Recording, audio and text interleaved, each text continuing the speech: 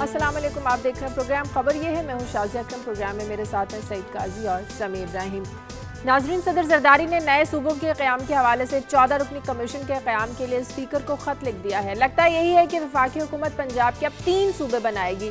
उधर खैबर पख्तूनख्वा के वज़ीर आला ने भी उसूली तौर पर हज़ारा सूबे की हिमायत कर दी। अब ऐसे लग रहा है कि इंतखाबात से पहले अब जो सियासत है ये नए सूबों पर ही होगी और जो दीगर अवाम के नए इशूज़ हैं ये पस पर्दा ही चले जाएंगे। ये होगा आज हमारा बुनियादी मौजू। इसके साथ साथ हम बात करेंगे पंजाब में उठने वाली जो ताज़ा दहशतगर्दी की एक नई लहर है, इसके बारे में, जिसका आगाज़ गुजरात से हुआ और आज लाहौर में सुब पुलिस के 10 जवानों को मौत के घाट उतार दिया गया। जामा होने वाले अफराद में से ज़्यादा का ताल्लुक खैबर पख्तूनख्वा से था। तवज्जो तलब बात तो यह है कि रात ही खुफिया एजेंसियों की दहशतगर्दों की लाहौर में आमद के इत्तला पर लाहौर शहर की सिक्योरिटी को सख्त करने का दावा भी किया गया था, लेकिन फिर भी ये अलमनाक वाक़या पेश आ गया। इस दहशतगर्दी के पीछे कौन है, इसके क्या मकासद हो सकते हैं, इस पर भी बात करेंगे। सवाल आज का हम आपको बता दें, सवाल हमारा ये है कि आप क्या समझते हैं कि नए सूबों की जो तश्कील है इसका आगाज़ दीगर सियासी तनाज़ों को पस मंज़र में धकेल देगा और जो अवाम के दूसरे इशूज़ हैं उनको इग्नोर कर दिया जाएगा? इस पर अपनी राय दीजिए, ईमेल कीजिए, SMS कीजिए या टेलीफोन कॉल के ज़रिए अपनी राय का इजहार कीजिए। ब्रेक का वक्त हुआ, लेकिन ब्रेक पर जाने से पहले मैं काई साहब और समी साहब से आज के दिन की ताज़ा खबरें क्या हैं ये लेती हूँ, उसके बाद ब्रेक लेंगे। जी काई साहब।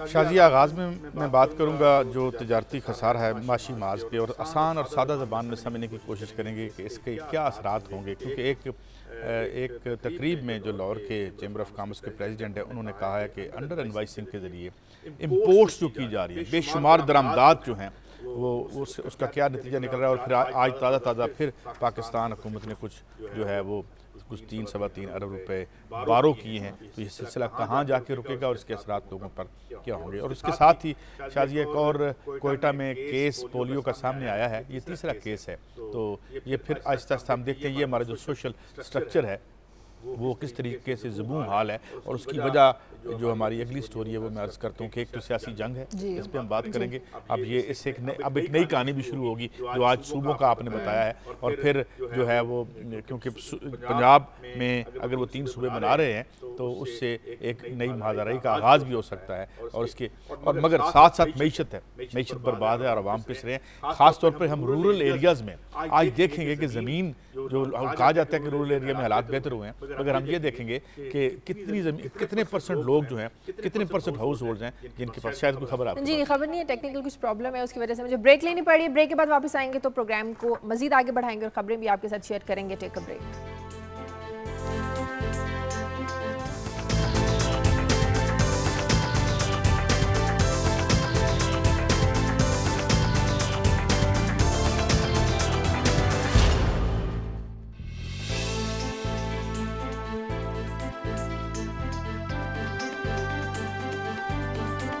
ब्रेक के बाद खुश आमदीद। ब्रेक से पहले काई साहब हमें खबरें बता रहे थे। जी काई साहब। रहा था कि हम ये एक तो इस खबर में ये देखेंगे कि कितने लोग बेज़मीन हैं, कितने फ़ीसद हाउस होल्ड और फैमिलीज़ बेज़मीन हैं हमारे रूरल एरिया में। क्योंकि हम अर्बन एरिया का जिक्र तो करते हैं मगर उन जो हमारे वो भाई हैं उनको हम भूल जाते हैं। और आखिर में शायद ये बड़ी दिलचस्प खबर समी साहब, यही नहीं करप्शन या बदनवानी जो हम पे इल्ज़ाम लगाया जाता है खेल में, और ये जो मैच फिक्सिंग वगैरह है, फीफा जो एक बहुत बड़ी एक फ़ुटबॉल की ज़ाहिर है आलमी सबसे बड़ी तंजीम वही है, उसके एक साबिक़ सरबराह जो हैं उनकी बड़े किस्से सामने आए हैं। वो 1974 से लेकर 96 तक रहे और मिलियंस ऑफ डॉलर्स उन्होंने रिश्वत में लिए जो मुख्तलिफ ठेके देने के ज़िम्मन में।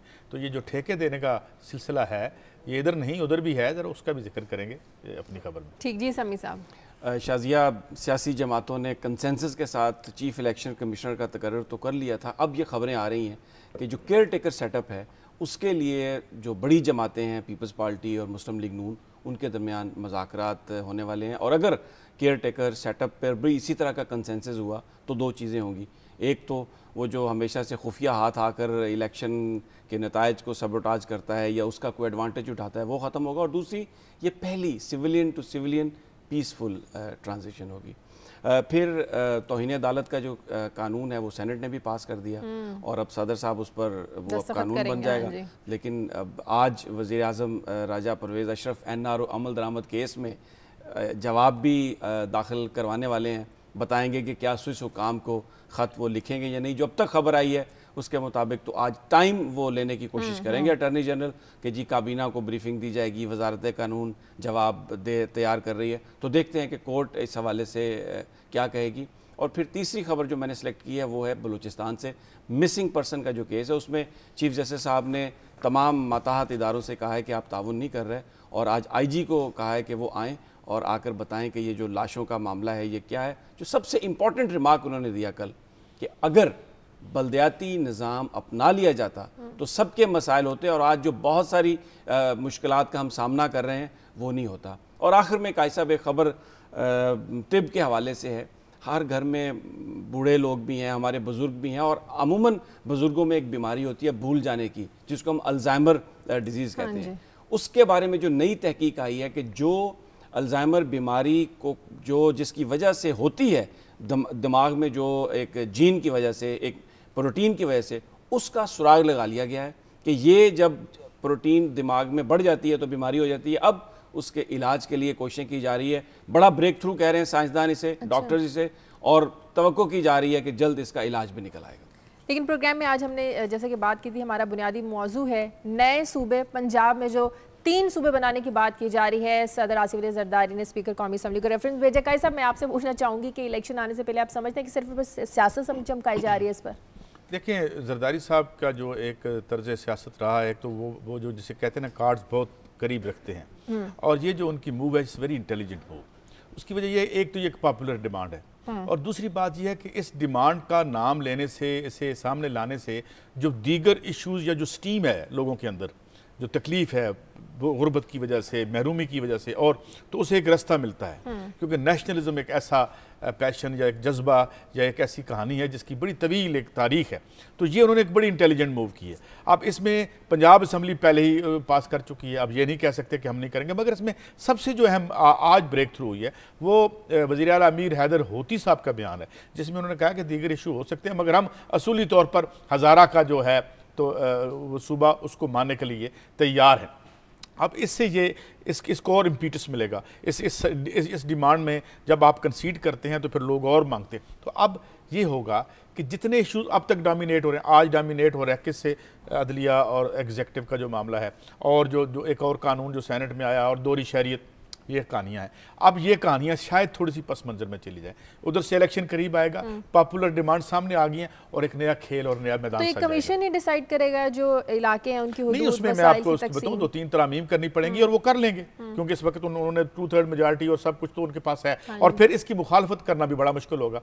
मगर इसमें सबसे जो टेस्टिंग एंड ट्राइंग टाइम होगा वो जो मुस्लिम लीग नून है, कि यहाँ अगर वो इसकी ट्राइफर्केशन की बात करें, 3 सूबों की बात करें, एक भावलपुर की बात करें, जनूबी पंजाब की बात करें, अब इसमें जो है असूली तौर पर तो मुस्लिम लीग नून ने भी इसकी हमायत कर दी है। तो अब ये जो है अनफोल्ड करेगा, क्योंकि इसमें फूंक फूंक कर कदम रखेगी मुस्लिम लीग नून, क्योंकि उनका जो स्ट्रांग होल्ड है जाहिर है वो पंजाब है। उस तरह से मुस्लिम लीग नून का होल्ड कायम रहेगा अगर ये तीनों सूबे बन जाते हैं?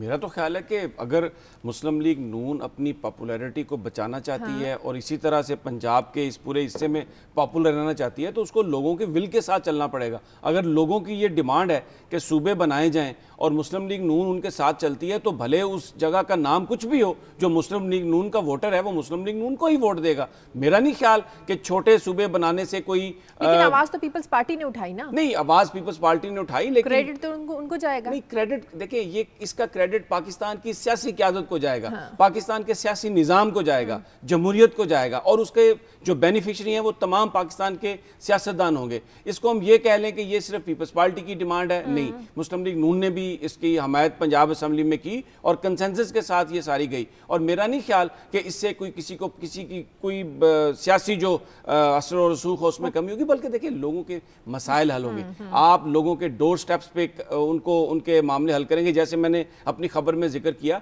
चीफ जस्टिस साहब ने कहा कि अगर उससे भी ज़्यादा छोटे लेवल पे वो तो बात कर रहे हैं आवाम को ताकत देने की, कि बल्दियाती निज़ाम जिसमें आप सिटी काउंसिल, यूनियन काउंसिल के जरिए अपने मामला हल करते हैं, तो आप लोगों को बाख्तियार बना रहे हैं। तो इलेक्शन से पहले ये पॉसिबल है सारा सेटअप बनना? देखिए, आइन के मुताबिक वो 30 दिन बनने, देखिए नहीं, 3 कमीशन ने 30 दिन के अंदर अंदर प्राइम मिनिस्टर को और स्पीकर कौमी असम्बली को अपनी रिपोर्ट देनी है। और उसमें जो 14 मेंबर कमीशन है उसमें 6 सेनेट के होंगे मेंबर, 6 कौमी असम्बली के, 2 पंजाब असम्बली से होंगे। तो इसमें जब रिपोर्ट आ जाएगी तो उसके बाद टेक्निकल चीज़ें हैं वो सॉर्ट आउट हो जाएंगी। जब एक विल मौजूद है तो मेरा नहीं ख्याल कि इसमें कोई रुकावट आएगी, और ये पाकिस्तान के अवाम की फतह है। मैं समझता हूँ कि इतना बड़ा मामला जो है, और देखिए एक जो सबसे अच्छी बात निकली जो काजी साहब ने जिक्र किया, जो हज़ारा सूबे के हवाले से ANP का जो एतराज़ था वो भी उन्होंने दूर कर दिया। उन्होंने कहा जी हम असूली तौर पर इसकी हमायत करते हैं। तो ये जब आपके अंदर एक विल है, अगर कोई साथी नहीं भी मान रहा तो आप उसको मना तो अगर छोटे छोटे यूनिट से मसाइल हल होते हैं तो फिर सिंध की तकसीम भी होनी चाहिए, खैबर पख्तूनख्वा भी है, वहाँ भी सूबे बने अगर वहाँ पर लेकिन वहाँ तो आधी आवाज़ ना में उठती है, आधी आवाज़ हाँ में उठती है, वहाँ का तो कॉन्फ्लिक्शन ही बहुत ज़्यादा है। अगर वहाँ से आवाज़ उठेगी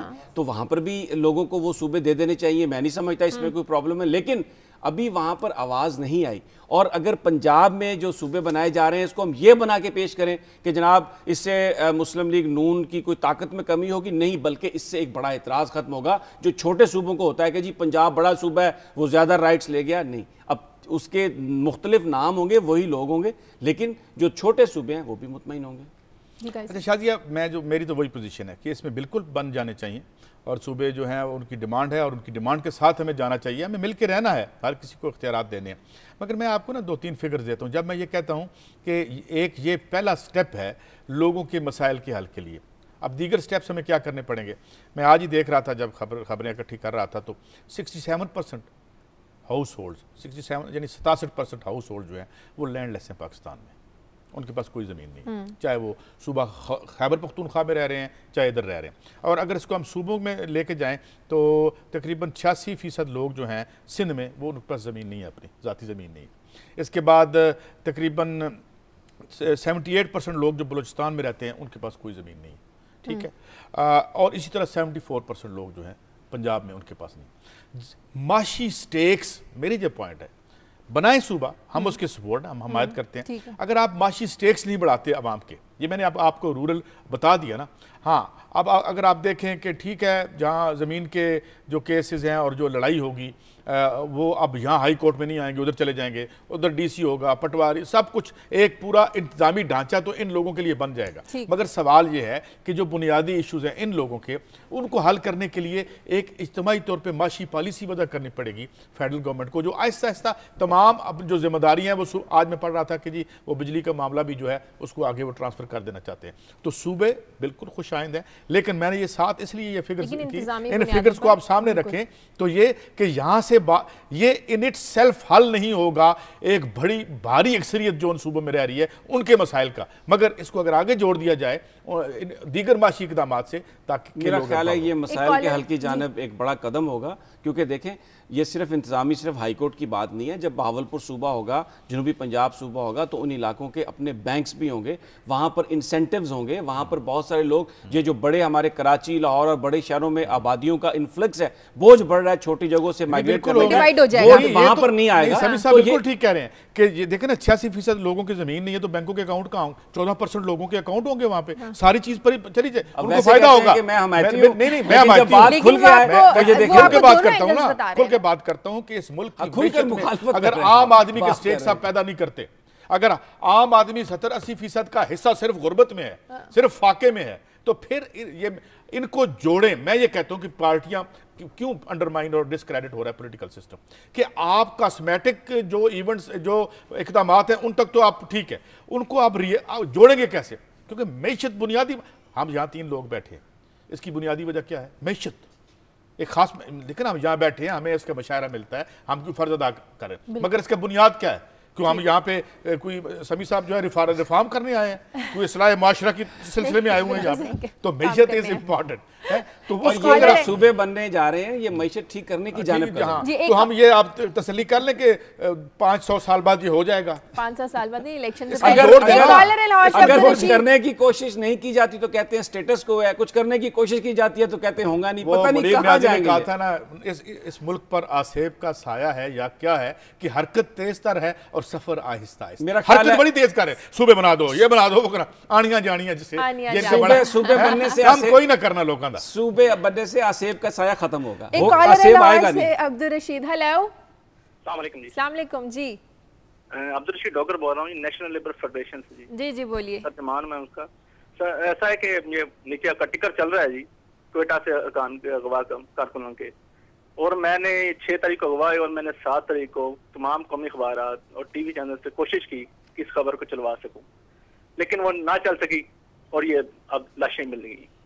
यकीन करें, इतना दुख होता है बाज़ औक़ात कि हम ये कारकुनान जितने भी वर्कर होते हैं, हम ये रीढ़ की हड्डी का हैसियत रखते हैं, लेकिन हमें टीवी चैनल अखबार इग्नोर कर देती हैं। रिक्वेस्ट है कि ये कम अज कम इसको थोड़ा सा आप इसकी रीढ़ की हड्डी को थोड़ी सा समझें और इनके मसाइल आप ही कर सकते हैं, आप इनको उजागर कर सकते हैं और हम हमारा जरिए से ठीक है, बहुत शुक्रिया। आपने बड़ी अच्छी बात की। We can not speak for other media outlets, मगर जब आपने ये सवाल किया तो इस सवाल से पहले हम जिक्र कर रहे थे उन मेहनतकशों का जो बेज़मीन है और उनका क्या स्टेक है सोसाइटी में। और ये जो आपने बात की बिल्कुल ठीक की कि समाज के पहिया जो लोग चलाते हैं और उनके साथ ये हो रहा है, उन कानूनों के साथ आज सुबह जो खबर हुई, बात असूली तौर पर उनकी ठीक है, मगर हम कोशिश करते हैं कि हम इनको हमेशा अपने हाथ में थोड़ा सा मैं ये नहायत अदब से उनकी तस्दीक करना चाहता हूँ कि ये उनका कहना सच नहीं है कि ये खबर टीवी पर नहीं चली और ये पाकिस्तान के मीडिया ने इसको हाईलाइट नहीं किया। ये जब ये कानकुन ये जब अगवा हुए तो उस वक्त पाकिस्तान के मीडिया ने इसको हाईलाइट किया, लेकिन बदकिस्मती से जिन लोगों ने अगवा किया ना मीडिया की उन तक एक्सेस है और बज़ाहिर इस वक्त हुकूमत पाकिस्तान की भी कोई एक्सेस नहीं। बड़ा अलमनाक वाक़या है, बड़ा दर्दनाक वाक़या है, नहीं होना चाहिए था, लेकिन मीडिया ने इसको हाईलाइट ज़रूर किया। आगे बढ़ते हैं, कुछ मजीद खबरें शामिल कर लेते हैं। लाहौर में जो आज सुबह दहशतगर्दी का वाक़या पेश आया है, इससे पहले आपने देखा गुजरात में जब वो दिफा पाकिस्तान काउंसिल का एक लॉन्ग मार्च जा रहा था, उससे पहले गुजरात में जब ये वाक़या पेश आया दरिया चनाब में, आज उसी की वो बताया गया है कि उसी की एक कड़ी लगती है, टाइमिंग्स वही हैं, 10 पुलिस एहलकारों को जहाँ बाग हो गए हैं। वो इस दहशतगर्दी की जो लहर है ये पंजाब में एकदम से कैसे शुरू हो गई? शाजिया, ये तो लहर है, हाँ। लेकिन बहुत पहले से, जब से ये प्रोग्राम हमने शुरू किया है, एक काजी साहब में हमेशा ये इस प्रोग्राम की वसातत से हाईलाइट करने की कोशिश करता रहा हूँ कि जब भी दुनिया के ममालिक में इस किस्म के वाक़यात हुए तो उन्होंने अपने सिस्टम में तब्दीलियाँ की हैं। उस मुल्क की जो इंटेलिजेंस एजेंसीज़ हैं, चाहे वो सिविलियन हैं चाहे फ़ौजी हैं या सिक्योरिटी के इदारे, उनके दरमियान कोऑर्डिनेशन पैदा की गई है। अमेरिका जैसे मुल्क में जहां 21 इदारे थे, उनको तमाम को एक बड़े इदारे के अंदर लाया गया और जिससे उनको अपने कामयाबी हुई है मुल्क के अंदर खासी ये इस किस्म की वारदातों को रोकने में। अब अगर आपने हमारे नुमाइंदे का बीपर सुना था, पंजाब गवर्नमेंट को रात इस बात का इल्म था कि दहशतगर्द पंजाब में दाखिल हो चुके हैं और कोई बड़ी वारदातें होंगी, लेकिन साथ ही नुमाइंदे ने यह बात बताई कि KPK से ये लोग आए हुए थे ट्रेनिंग के लिए और पंजाब पुलिस को इसकी इत्तला नहीं थी। अगर ये कोऑर्डिनेशन होती, अब वो जो घर था अगर हाई सिक्योरिटी अलर्ट किया गया और वो भी इस कोई टारगेट पता ही नहीं था पुलिस को, वहां पर भी सिक्योरिटी लगा दी जाती तो गालबन ये जो अलमनाक वाकया है इसको रोक दिया जाता। तो मैं सिर्फ ये अर्ज करना चाह रहा हूं कि कोऑर्डिनेशन, सिस्टम में रिफॉर्म और सही अंदाज में मामलात को हल करने की ब्रेक लेने दें। ब्रेक के बाद जब वापस आएंगे तो हम कोशिश करेंगे अपने नुमाइंदे से इसके बारे में मजीद डिटेल्स ले सकें। एक ब्रेक के बाद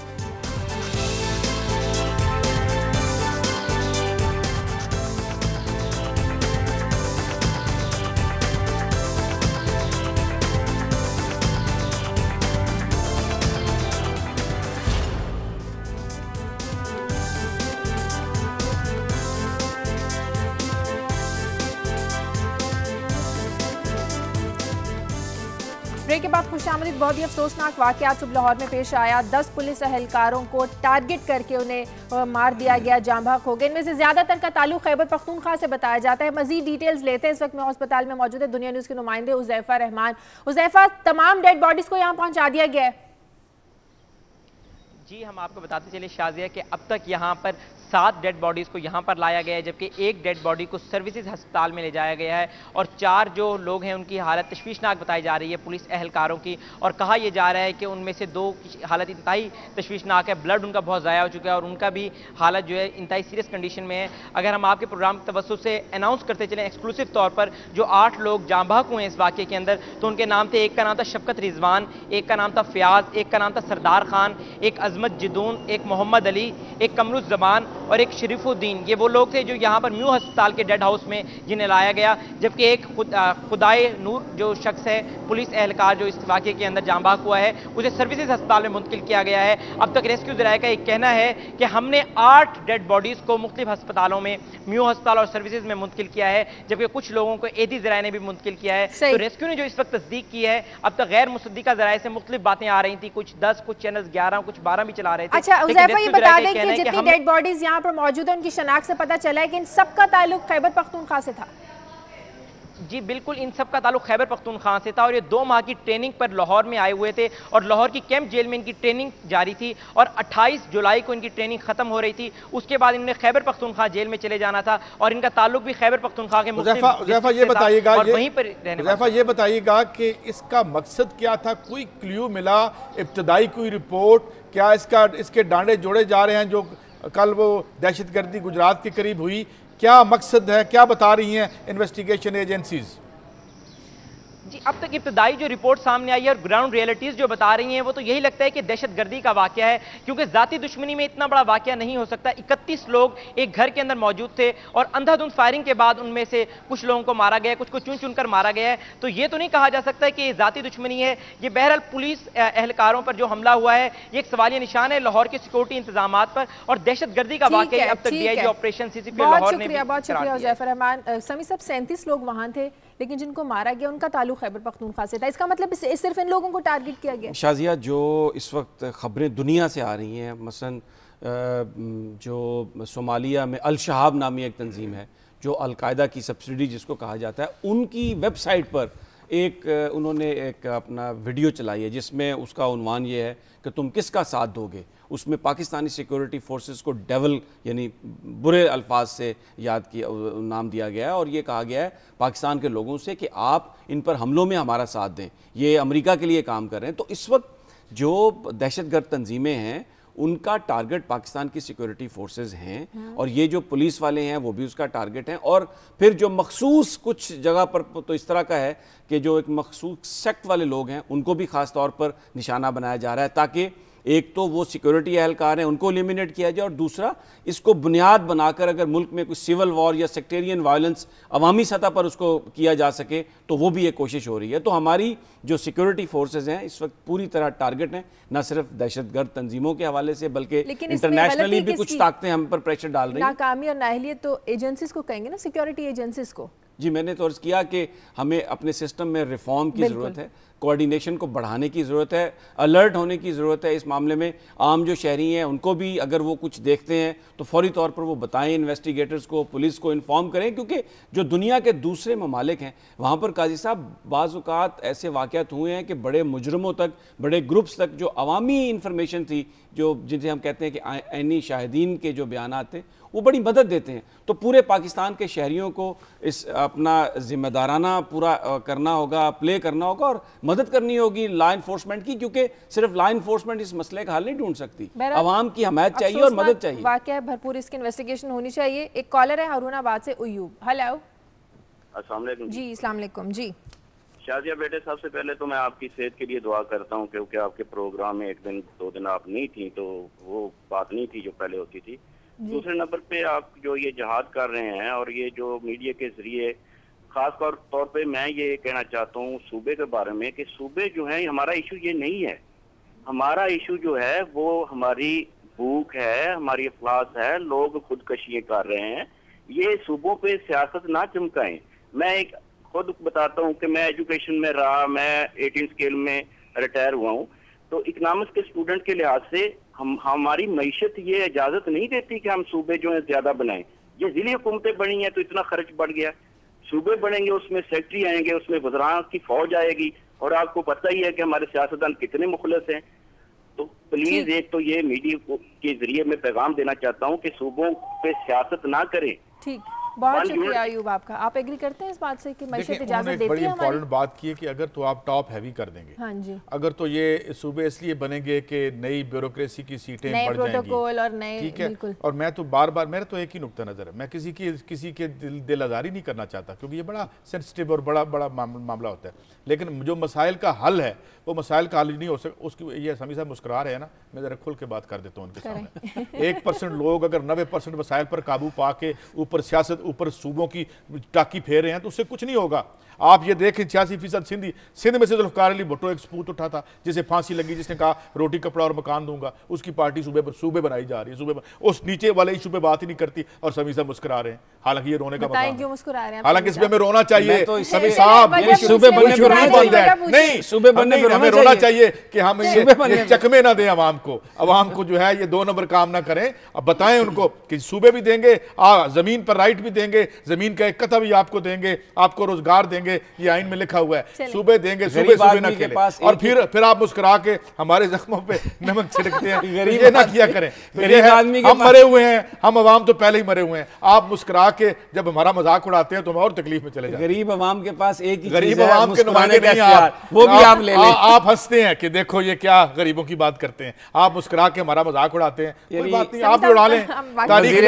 वज़ीर आज़म के साथ लंच ये करके आए हैं स्पेशल। मैं एक साफी हूं हुजूर, वो तो मैं जाऊंगा हर किसी से मिलूंगा और वहां भी यही बात करके आया हूं, पीएम साहब से भी यही बात करके आया हूं कि जमहूर को मजबूत करेंगे, पार्लिमान मजबूत होगी, वरना नहीं होगा। मैं ये आपने बिल्कुल ऐसी बात की होगी, मैं आपकी इस और बात बाकी से मैं आपको एक बात बता दूं सीरियसली, खुदा की कसम, मैं ये हल्फन कहता हूं, अगर बाकी सारी बातें आपकी नज़्म व नस्क में के जरिए अवाम को एम्पावर ना किया गया तो आप सूबों का जुमा बाजार लगा दें, आप जो मर्जी कर लें, कुछ नहीं होगा। वो ठीक कह रहे हैं काडर कि टॉप हैवी करने के लिए ना बनाए। कितने जर्नैल थे आज से 10 साल पहले, कितने ब्यूरोक्रेट थे आज से 10 साल पहले, साथ पूछें 10 साल पहले कितने गरीब थे, 20 साल पहले कितने गरीब थे। हजूर गुर्बत में और दौलत के इज्तिमा में मेरे पास खबर है, मैं अभी बात करता हूँ कि टॉप 1% जो पहले 10% पूरी जनरेट होने वाली दौलत का हिस्सा कमाया करते थे, उनका 20% हिस्सा हो गया और नीचे वाले जो हैं वो बरबाद हो रहे हैं। तो लिहाजा सूबे जरूर बनाएं, मगर लोगों की रोटी का बंदोबस्त भी कर दें और इस पे हंसे ना,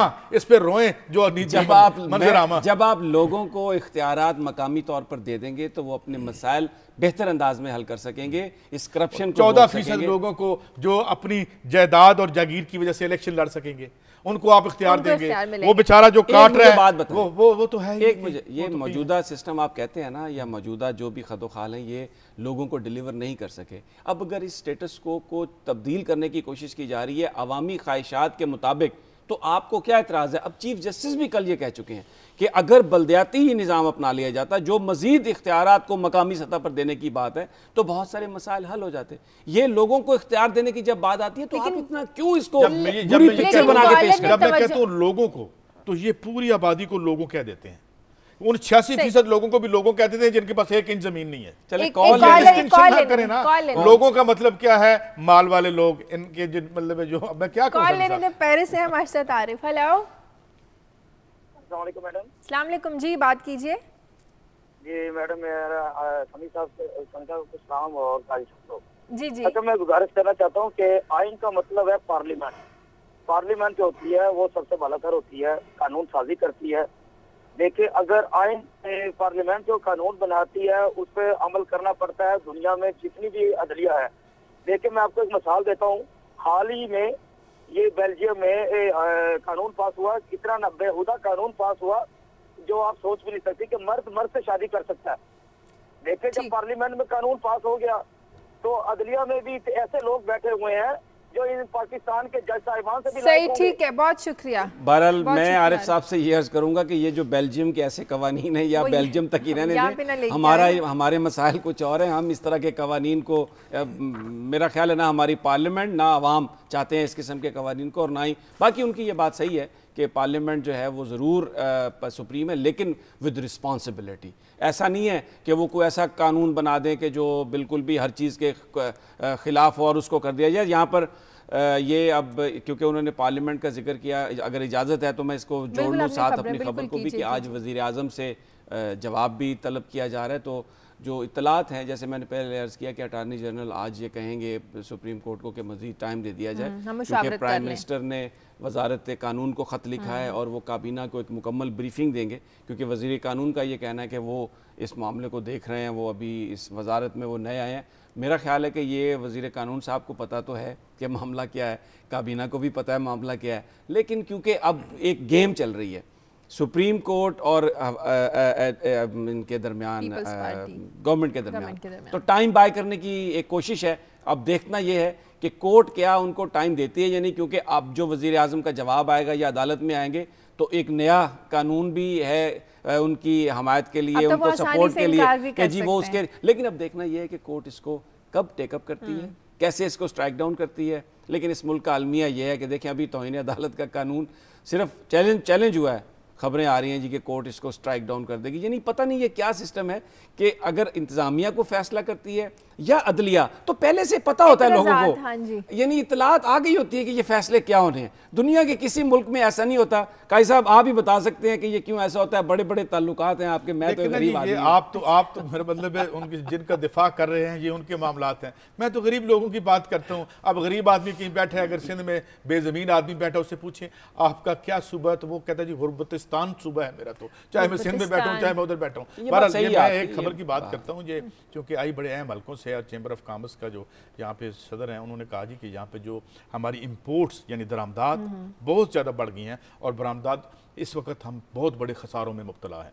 और हम जो है 12-15 बिलियन डॉलर का जो फ़र्क आ रहा है, इसमें 19 बिलियन की अगर मेरा हादसा सही है तो हमारी दरामदात थी, और 30 से ऊपर जो है हमारी जो है वो फ़र्क आ रहा है तकरीबन इसमें बरामदात और दरामदात में इतना।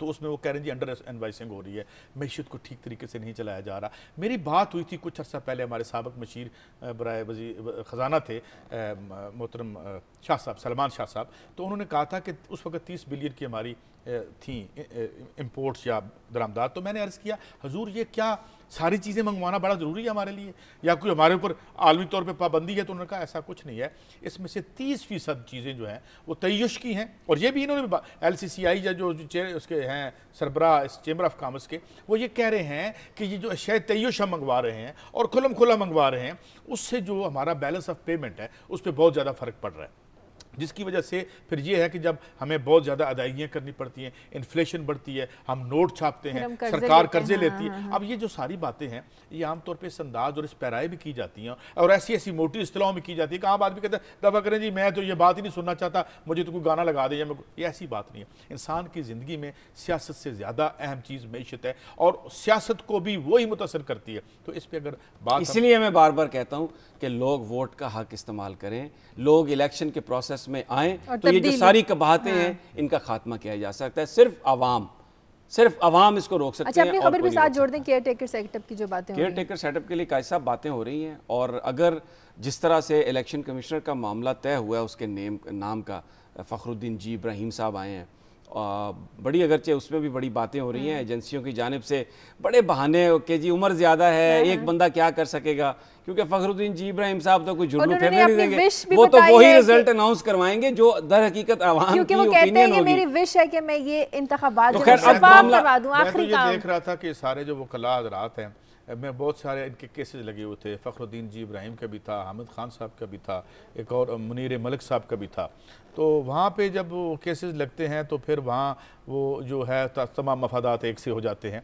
लिहाजा मेरे ख्याल में दयानतदारी भी बड़ा एक रिलेटिव सी टर्म है यहाँ पे, आइंदा आने वाले दिनों में देखेंगे। मगर मैं थोड़ी अच्छा मैं वो केयर टेकर सेटअप की अर्ज कर रहा था, ये तो मैंने वैसे आपसे कहा कि अब अगर इसी तरीके से, क्योंकि 20वीं तरमीम के बाद केयर टेकर सेटअप भी चाहिए, तो अगर ऐसे ही कंसेंसस हो गया बड़ी जमातों का, अपोजिशन का, गवर्नमेंट का, तो ये एक ऐसा पाकिस्तान की तारीख में बड़ा अहम कदम होगा, क्योंकि पहली दफ़ा सिविलियन टू सिविलियन जो सेटअप है वो उसकी पावर्स जो है ट्रांसफ़र होंगी और एक ट्रांजिशन बनेगा। इसमें जो अभी तक सामने आया, मुस्लिम लीग नून ये चाह रही है कि सबसे पहले पीपल्स पार्टी और मुस्लिम लीग नून के दरमियान मुज़ाकरात हों, उसके बाद जो अपोजिशन ग्रुप्स हैं उनको शामिल किया जाए और हुकूमत के इत्तेहादियों को मुज़ाकरात में शामिल किया जाए, ताकि मामला जो है वो सही अंदाज से बने। और लग ये रहा है कि कंसेंसस हो रहा है, और पहली दफ़ा जो पाकिस्तान के सियासतदान हैं वो जो हमेशा जो ताले आजमा होते हैं, मुहिम जोई करने वाले, कोई इधर से आता है, कोई उधर से डिक्री करवा के आता है,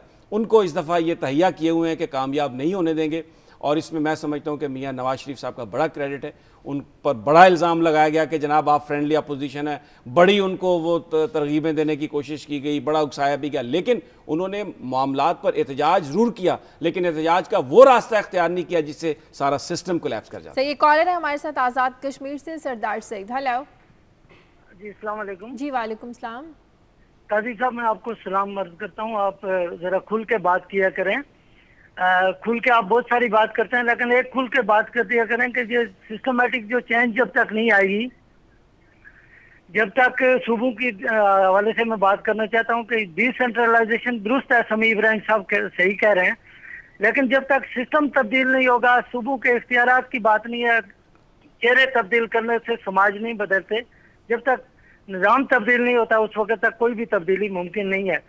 तो मेरी काजी साहब से गुजारिश है कि खुल के बात करते हुए डायरेक्ट बात क्यों नहीं करते। जो इस वक्त पाकिस्तान पीपल्स पार्टी की हुकूमत है वो सोशलिस्ट पॉलिसी पे अमल दरामद करके इस मुल्क में एक मुकम्मल रेवोल्यूशन जब तक नहीं आएगा उस वक्त तक कोई भी तब्दीली चेहरे बदलने से निजाम तब्दील नहीं है। बहुत शुक्रिया आपका जी। कैसा मैं तो हमेशा खुल के बात करता हूँ और आपने भी खुल के बात की है। पीपल्स पार्टी एक सोशलिस्ट पार्टी रही है, मगर अब तो पीपल्स पार्टी नहीं रही। अगर आप उसका ताज़ा मंशूर आप देखें जो शहरी रहमान साहिबा ने लिखा था या उनके साथ और लोगों ने लिखा था, वो नहीं रही। मगर आप देख रहे हैं फ्रांस में सोशलिस्ट पार्टी की हुकूमत जो है वो आई है। इसके अलावा और जो सिरिज़ा बहुत बड़ी पार्टी इमर्ज करके आई है इस वक्त, सेकंड लार्जेस्ट पार्टी, जिसका कुछ आगे पीछे कुछ नहीं था, वो उठ के आई है। तो बात यह है कि ये इनसे तो तब कहें कि ये इनका किसी एक का भी मंशूर नहीं है समाजी तब्दीली का, और जो है वो आलमी एजेंडे की जो एक है राइज उनका तरीकाकार, वो कहते हैं बात उनकी का सब सही है कि चेहरे बदलने से नहीं, जब तक आप निज़ाम को नहीं बदलेंगे तो ये जो एक इख्तियारात को अवामी सतह पर मुंतकिल करने की बात होती है, ये भी एक कोशिश लगती है कि शायद इससे कोई सिस्टम में तब्दीली। समी साहब, जब मैंने आपसे ये बात की, बल्कि मैं अपने ये सरदार सईद साहब जो हमारे व्यूअर हैं मैं उनसे कहता हूँ, ये मैंने जो फिगर आपके सामने रखे हैं कि इतने लोग लैंडलेस हैं, लैंडलेस पेजेंट्स हैं जो हैं उनकी और फिर ये देखें वहाँ कोई यूनियन नहीं है, वहाँ उनके यहाँ तो फिर शहरों में हम देखते हैं कुछ एनजीओज काम करती हैं या नहीं करती, बुरा भला उनके राइट्स की बात हो जाती है। हमें रूरल एरियाज़ जहाँ 60% आबादी अगर हम मान लें अगर है, जो कि अभी डॉन जो है यही कोट कर रहा था, मैं जब खबर देख रहा था, तो उनका कोई अशुई करने वाला नहीं कि उनके साथ क्या गुजरे। रोज़ाना आए रोज़ हम खबरें देखते हैं जी कि निजी जेलों में से बंदे निकल आए, या जो भट्ठा मजदूरों की जो बात हम करते हैं इस तरीके से। तो ये इसलिए ख़ास तौर पर मैंने इस खबर को किया था, और हम तो खुलम खुला बात करते हैं, तब्दील करें। अच्छा, इसमें एक बहुत सियासत की बातें की, एक जो खबर आई है, क्योंकि हर घर में बुजुर्ग भी होते हैं, कि अल्जाइमर एक बीमारी का नाम है जिससे आदमी जो है वो अपनी याददाश्त खो देता है, बल्कि उसकी जो इंतहाई फॉर्म है उसमें ये होता है कि बंदा जो है वो खाना खाना भी भूल जाता है। अच्छा। अपने दोस्तों के नाम, अजीज़ो कारब के नाम, पुरानी बातें उसको याद आती रहती हैं। उसके हवाले से लेट एजेस में बहुत लेट एजेस में होती है, समटाइम्स ये जवानी में भी शुरू हो जाती है, लेकिन अमूमन जो है ये बहुत लेट एजेस में होती है।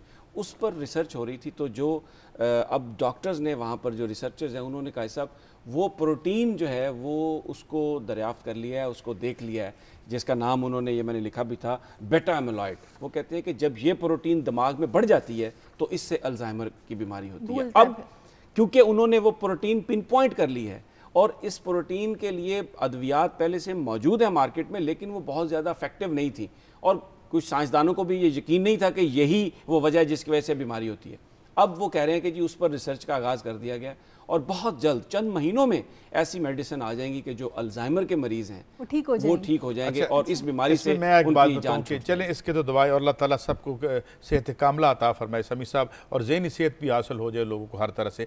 एक बीमारी पोलियो जिसका इलाज है, वो इलाज हम नहीं कर पा रहे। जो बीमारियां काबिल इलाज और ट्रीटेबल हैं वो इमर्ज कर रही हैं, उनकी वो रीसर्फेस कर रही हैं, समाजों को रिविजिट कर रही हैं। क्यों कर रही हैं? क्योंकि एक और बीमारी है जिसका मैं चलते चलते जिक्र कर दूं, जो मैंने करप्शन की बीमारी कही थी जो स्पोर्ट्स में। इस बीमारी की वजह से अब आप जाएं दुकानों पे जाएं, हर दवाई पड़ी हुई है और लोग जो है बेइलाज मर जाते हैं। क्यों? इसकी वजह ये है, जैसे मैं अब तो वक्त कम है इसलिए मुझे खबरों को मिक्स करना पड़ रहा है कि एक तो पोलियो का हमने जिक्र कर दिया, और ये जो हैवलॉन्च थे जो सदर थे फीफा के, अब देखें यहाँ हमने आमिर के साथ क्या किया। ठीक हुआ अगर उन्होंने ये करप्शन की थी तो उनके साथ एक सबक होना चाहिए था। इसी तरह सलमान भट्ट साहब का मामला था, मगर ये यहाँ से स्पेसिफिक नहीं है। अभी फीफा जो इतनी बड़ी ऑर्गेनाइजेशन है, उसके जो सरबराह रहे हैवलॉन्च, जो खुद एक स्पोर्ट्समैन थे और जर्मनी के ओलंपिक्स में उन्होंने हिस्सा भी लिया था, वो उसमें थे। उन्होंने अपने दामाद को लगा रखा था, अपना उसमें नौकरी दे रखी थी, और अब जबकि वो 96 साल के हुए हैं, वहाँ भी यही हो रहा है कि जब वो करीबुल मर्ग हुए हैं तो उनकी करप्शन सामने आई है। आज वहाँ क्या हो रहा होगा? तो ये जो मामला है करप्शन का, ये एक कॉलर मैं ले लूँ जरा, लास्ट कॉलर है, प्रोग्राम का वक्त खत्म हो रहा है। लाहौर से मुस्तफा है। हेलो जी, मैं अर्ज करूंगा कि एक आपके पाकिस्तान में भी अल्जाइमर के पेशेंट हैं जिन्होंने बड़े सर्टिफिकेट्स कोर्स में दिए हैं, उनको भी मेरे ख्याल में उनके लिए भी खुशखबरी होनी चाहिए, और उनका तो फौरन इलाज होना चाहिए। शायद इसी से करप्शन भी ठीक हो जाए। और जब तक वो मौजूद हैं, मैं ये केयर टेकर सेटअप आ जाए, न्यू इलेक्शन कमिश्नर आ जाए, जो भी कुछ हो जाए, पाकिस्तान के हालात दुरुस्त नहीं होंगे, ना इलेक्शन फेयर होंगी, अनलेस दैट अल्जाइमर के जो जिनको जरूरत है ये दवाई की वो मौजूद हैं, तो कुछ पाकिस्तान बहुत शुक्रिया मुस्तफा साहब आपका। अच्छा, मैं एक जरूर जिक्र करना चाहूँगा, उन्होंने तो काई साहब इस पे कमेंट करना चाहते हैं, अगर कॉलर पे तो आप कर लें। मैं वो ख्वाजा साद रफीक वाले इशू पर बात करना चाहूँगा। वो 2 दिन कबल हमारे प्रोग्राम में हुआ था, एक फिर बाद में एक इशू चला था, तो उसमें काई साहब कुछ मैं मशकूर हूँ ख्वाजा साहब का, उन्होंने फ़ोन भी किया और जो सारी सिचुएशन थी उसकी वजाहत दी। तो जब वो सारी बात निकली तो उसमें ये ऐसी बात आई कि कुछ एक गलत फहमी भी थी, कुछ हमारे एंड पे भी गलत फहमी थी, उधर भी गलत फहमी थी। तो वो मामला उन्होंने जिस तरीके से सॉर्ट आउट किया ना, तो आई मस्ट हैव मैं उनको कमेंट करता हूँ कि उन्होंने वाकई जो हम समझते थे कि वो एक नौजवान सियासतदान है और आज़ादी इजहार पर बिलीव करते हैं और अब्यूज़िव लैंग्वेज वो इस्तेमाल नहीं करेंगे, तो वो बिल्कुल सही बात थी और वो उनका ईमान भी इस बात पर है और उन्होंने उस गलत फहमी को दूर भी किया। तो बहुत मैं उनका शुक्रिया अदा करना चाहता हूँ कि एक बड़ा सही उन्होंने जो जैसे हम कहते हैं कि अगर दूसरे सियासतदान भी ऐसा ही करें तो मेरा ख्याल है मामला बहुत बेहतर हो जाएगा। ठीक है, बहुत शुक्रिया समी साहब आपका। काई साहब आपका प्रोग्राम का वक्त खत्म हो गया। फीडबैक दीजिए खबर@duniatv.tv पर। इजाज़त दीजिए, अल्लाह हाफ़िज़।